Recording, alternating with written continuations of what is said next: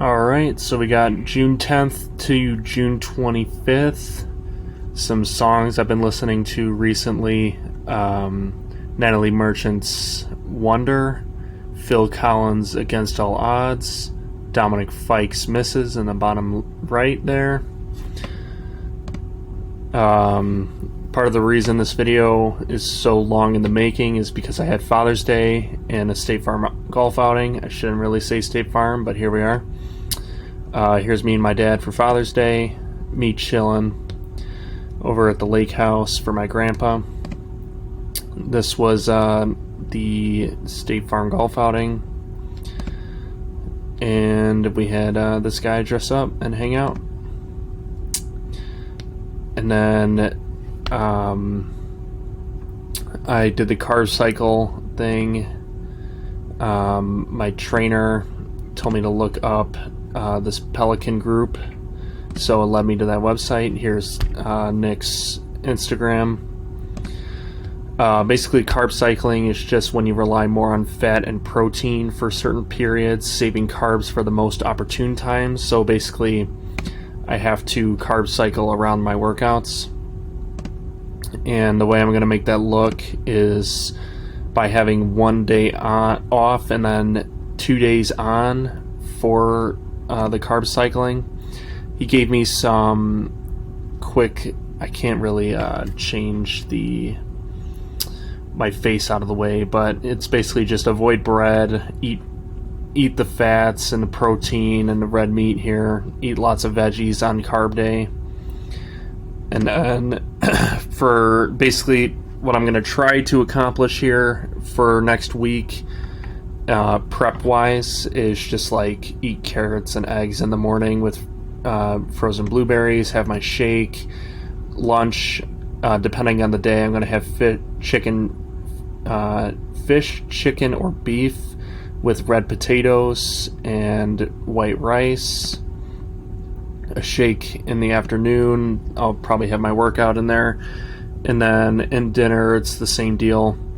Throw a salad in there. And yeah, that's going to be what I'll eat. I got to figure out how I'm going to make that work, and that's part of meal prepping for next week.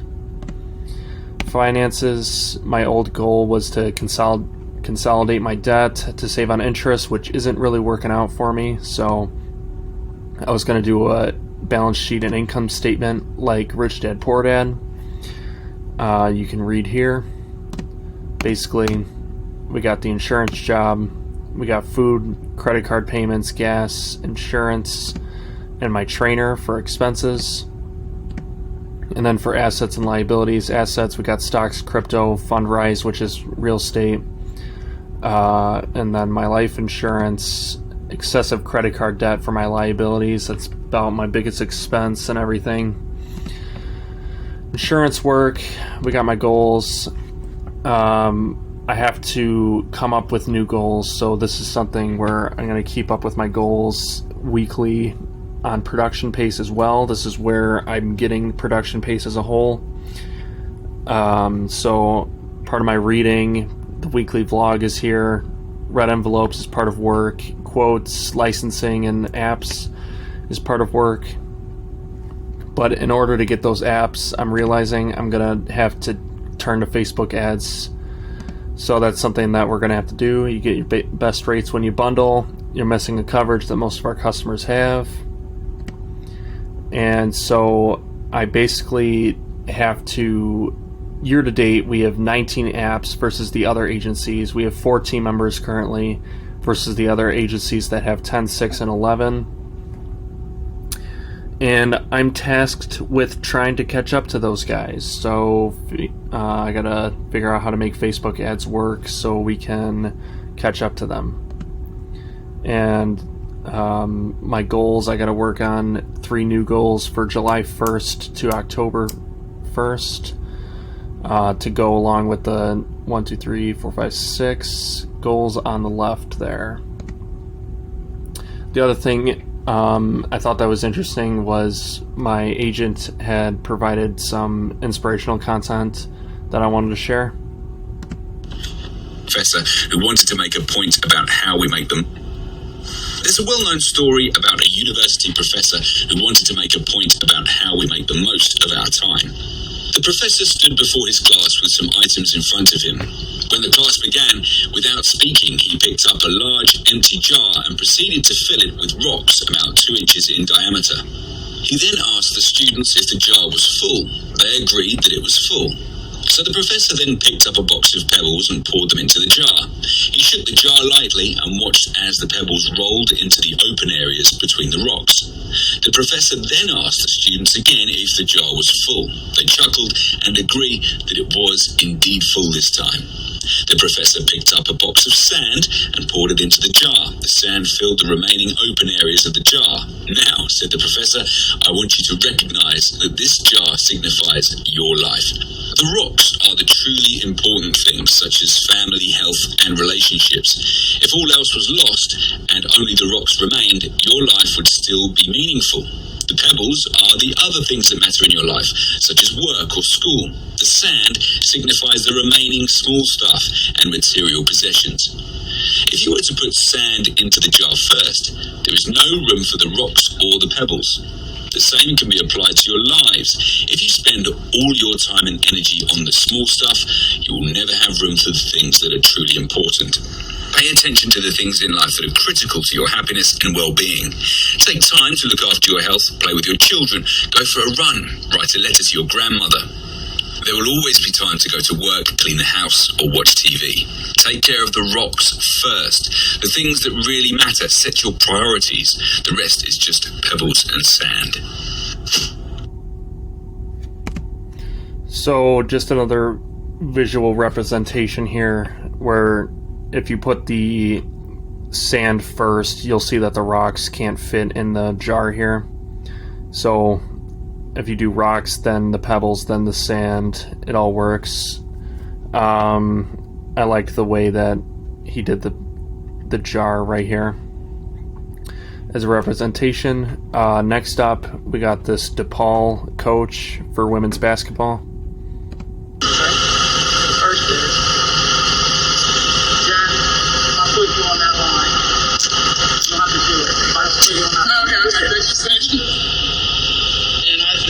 A time, and I give her an amount that she has to run. About what you're about to do, right?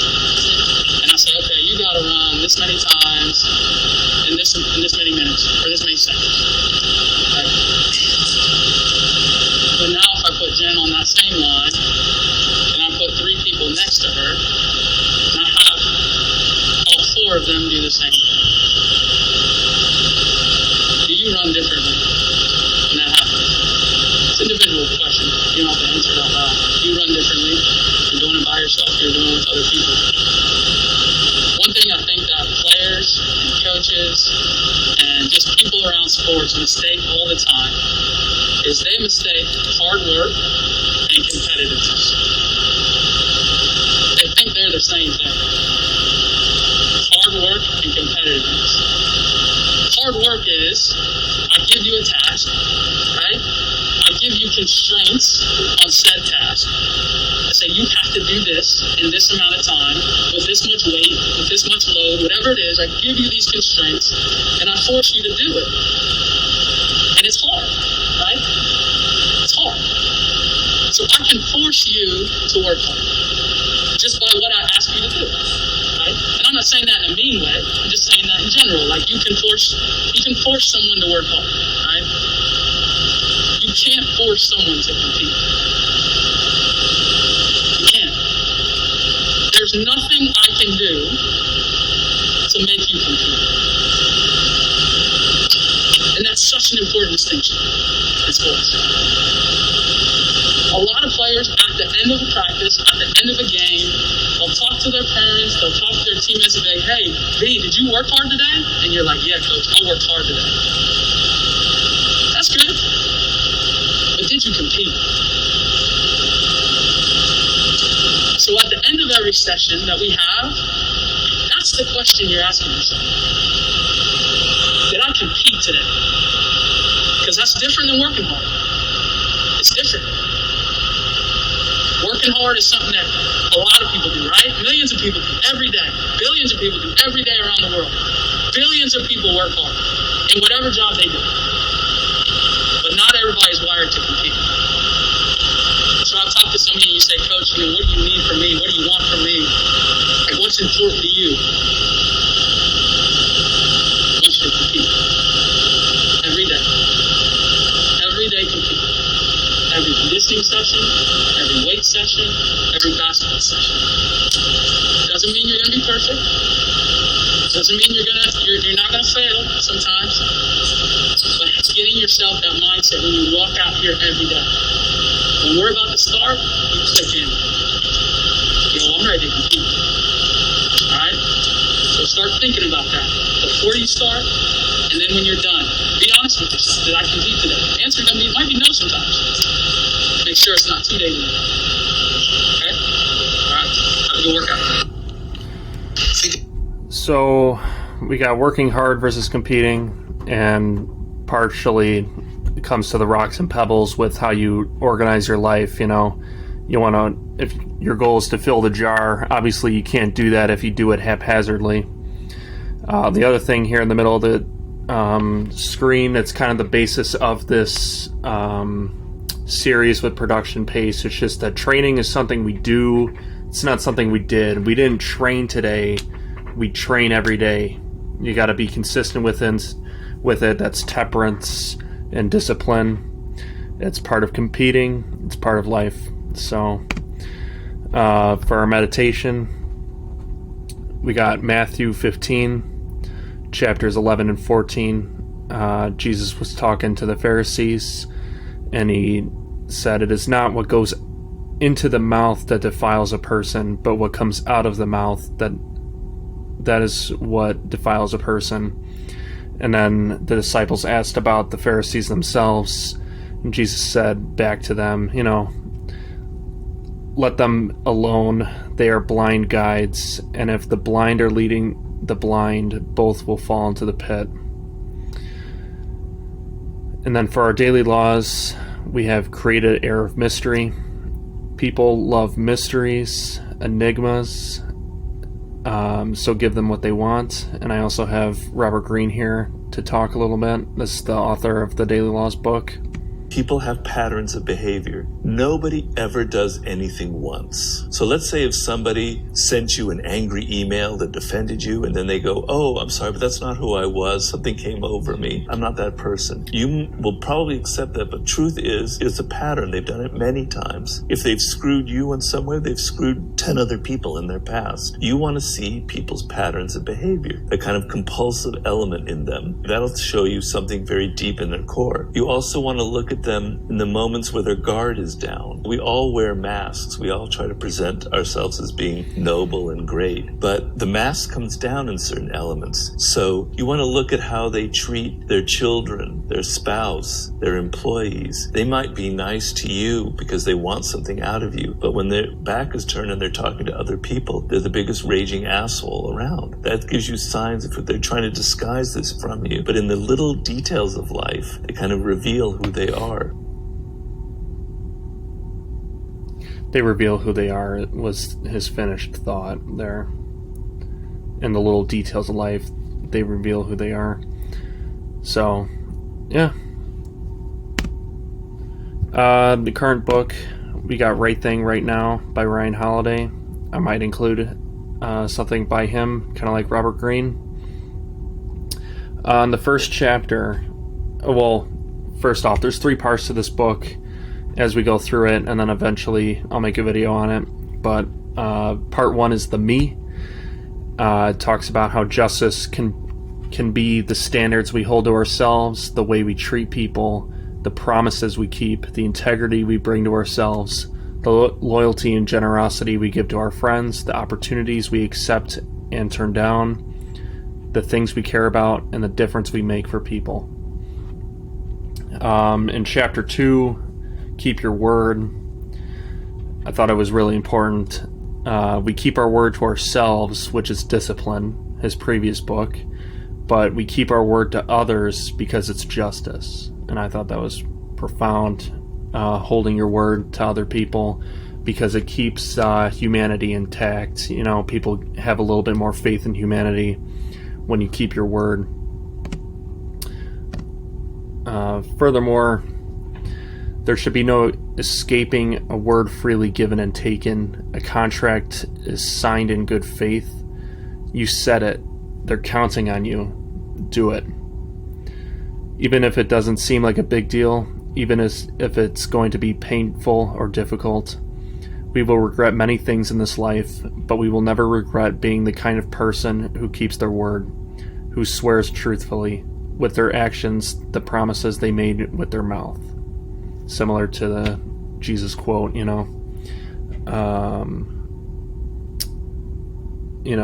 it's not what goes into the mouth that defiles a person, but what comes out of the mouth. And that's all for this week. So, a little bit longer video. I had a lot to cover, but yeah, I want to do this but better. We'll see where we're at. I want to make some videos that I can hopefully report on. I got some vlogs in the works that I need to work on. I got ambition number 2 that I need to make for this channel. Some gaming videos that I just recorded. I wanted to put like goals on this screen as well, so next week I'll probably have a picture of some golf clubs and a drone that I want to buy.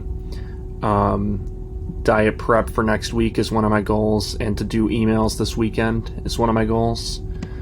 A motorcycle and a house would be pretty cool, which is another one of the goals. But yeah, we'll see how next week goes. That's all for this week.